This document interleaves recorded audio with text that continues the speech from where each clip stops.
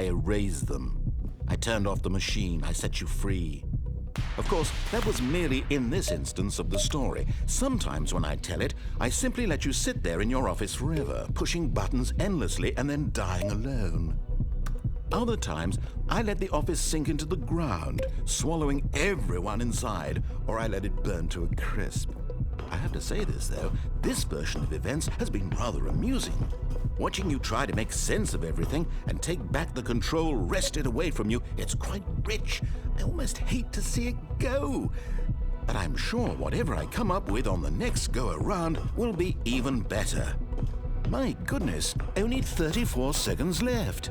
But I'm enjoying this so much. You know what? To hell with it. I'm going to put some extra time on the clock, why not? These are precious additional seconds, Stanley. Time doesn't grow on trees. Oh dear me, what's the matter, Stanley? Is it that you have no idea where you're going or what you're supposed to be doing right now? Or did you just assume when you saw that timer that something in this room was capable of turning it off? I mean, look at you. Running from button to button, screen to screen, clicking on every little thing in this room. These numbered buttons, no, these colored ones, or maybe this big red button, or this door. Everything, anything, something here will save me. Why would you think that, Stanley? That this video game can be beaten? Won? Solved? Do you have any idea what your purpose in this place is? Stanley, you're in for quite a disappointment. But here's a spoiler for you. That timer isn't a catalyst to keep the action moving along. It's just seconds ticking away to your death. You're only still playing instead of watching a cutscene because I want to watch you for every moment that you're powerless. To see you made humble. This is not a challenge. It's a tragedy. You wanted to control this world, that's fine. But I'm going to destroy it first, so you can't. Take a look at the clock, Stanley. That's 30 seconds you have left to struggle. 30 seconds until a big boom and then nothing. No ending here, just you being blown to pieces. Will you cling desperately to your frail life, or will you let it go peacefully? Another choice. Make it count, or don't. It's all the same to me, all a part of the joke. And believe me, I will be laughing at every second of your inevitable life from the moment we fade in until the moment I say, happily ever after. Aha! I knew we'd miss something. The story. Here it comes. No, wait, never mind. Not the story. Okay, let's head back the other way and retrace our steps.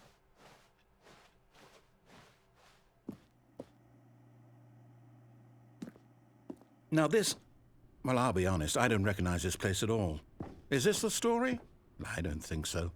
I can't quite recall, but I believe my story took place in an office building.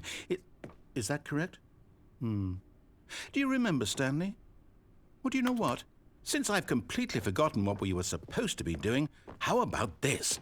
You win! Congratulations! I know you put in a lot of hard work, and it really paid off, so good job. Oh, no, I don't feel right about this at all. We both know you didn't put in any actual work for that win.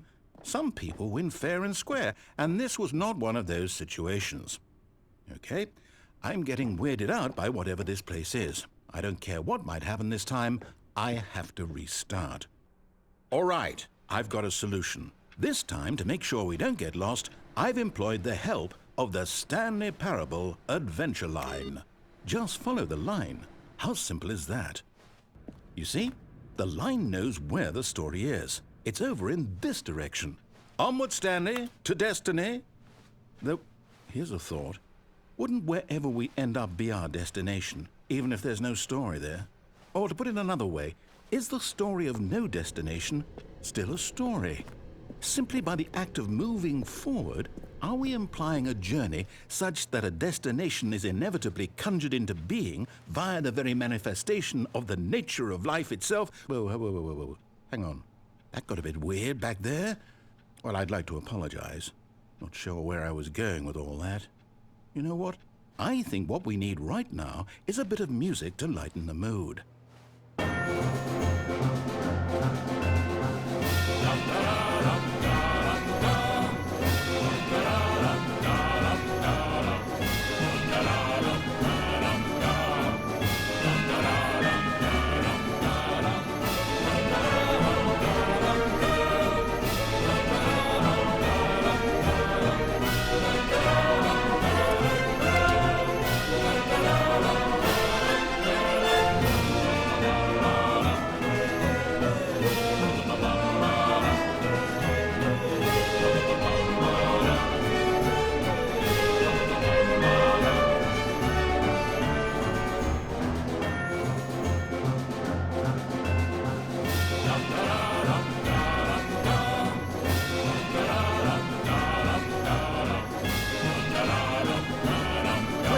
cut the music, go back and look at that fern.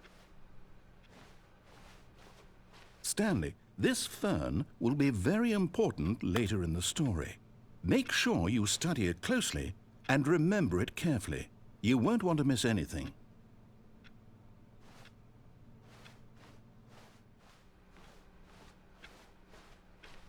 Wait, what? We're back at the office? No. Line, you do know we're looking for the Stanley Parable, right?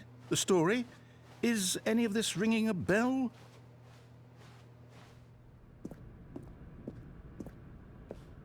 Oh, no, not again. Line, how could you have done this to us? And after we trusted you, after everything we've been through, you...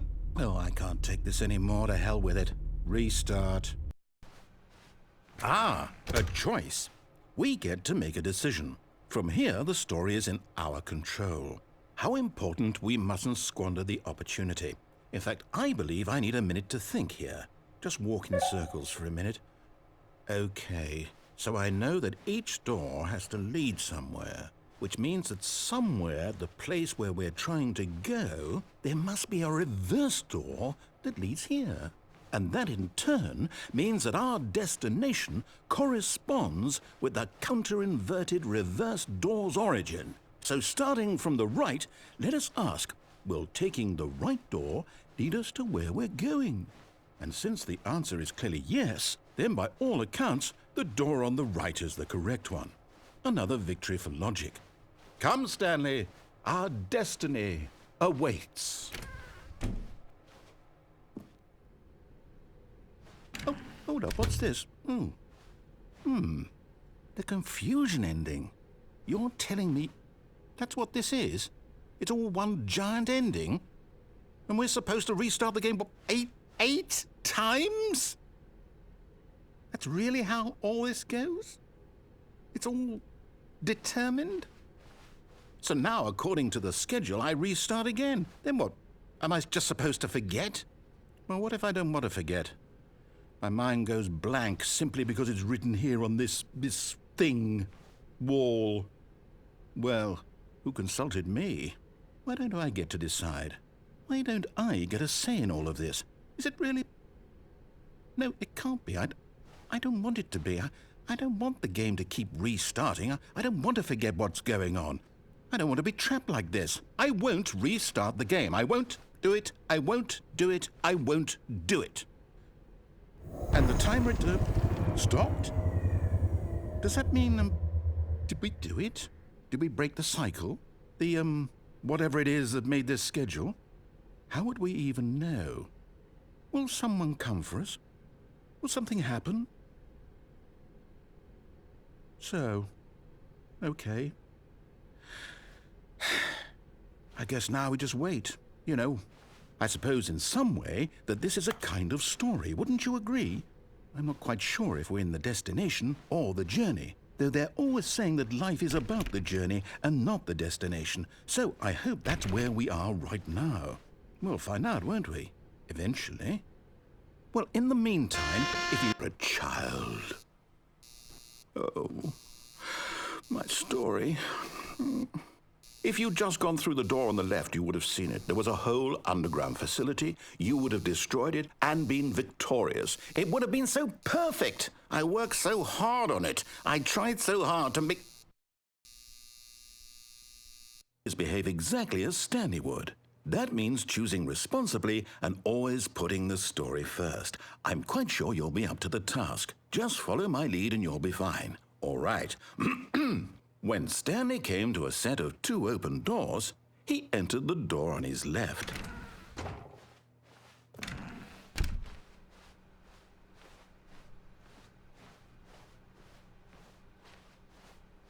Yet there was not a single person here either. Feeling a wave of disbelief, Stanley decided to go up to his boss's office, hoping he might find an answer there. Coming to a staircase, Stanley walked upstairs to his boss's office. Stepping inside his manager's office, Stanley was once again stunned to discover not an indication of any human life. Shocked, unraveled, Stanley wondered in disbelief who orchestrated this, until he saw the door with a voice receiver next to it. Surely behind this door lay all the answers to his questions. And beyond all probability, he knew the passcode. He had seen it on his boss's computer just last week. Night Shark 115. Was this the code to open the door? Would it still work? There was only one way to find out. Stanley had been trained never to speak up, but now he would draw from within himself the courage to face the unknown. He drew a sharp breath and then spoke the code.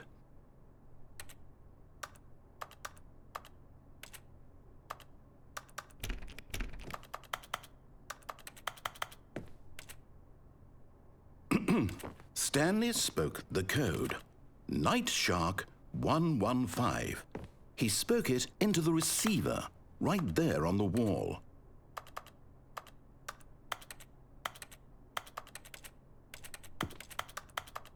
I'm sorry, is there a problem?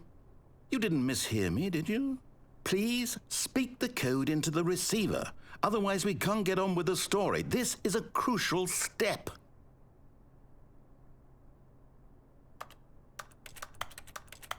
Okay, fine, you're not going to do it, but you know what? It's pretty humiliating to bring you this far, only for you to suddenly decide you have better things to do. I asked you for this one single thing, for your respect. The kind of respect Stanley shows for his choices. He knows what it means to take a story seriously. If you didn't want to see what I had to show you, then why did you come here? You had a choice, you know. You could have gone through the door on the right. You could have done whatever the hell you wanted over there. Why did you come this way? Speak. Say something to me. Explain yourself, you coward. You... When Stanley came to a set of two open doors, he entered the door on his left. Stanley? Hello? Are you... Is everything okay? Stanley, please. I need you to make a choice. I need you to walk through the door. Are you listening to me? Can you hear me? Is everything all right? Stanley, this is important. The story needs you. It needs you to make a decision. It cannot exist without you. Do you understand me? Whatever choice you make is just fine. They're both correct. You cannot be wrong here. We can work together. I'll accept whatever you do. I simply need you to take that step forward, please. Choose. Do something.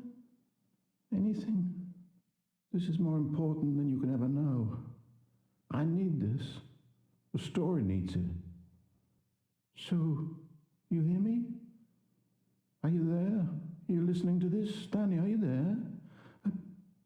Okay. It's okay, I can wait. You need time to decide. Time to make sure your choice is correct. That is the best choice. That's all right. I'll wait for you to decide what's the right thing to do. Take as much time as you need.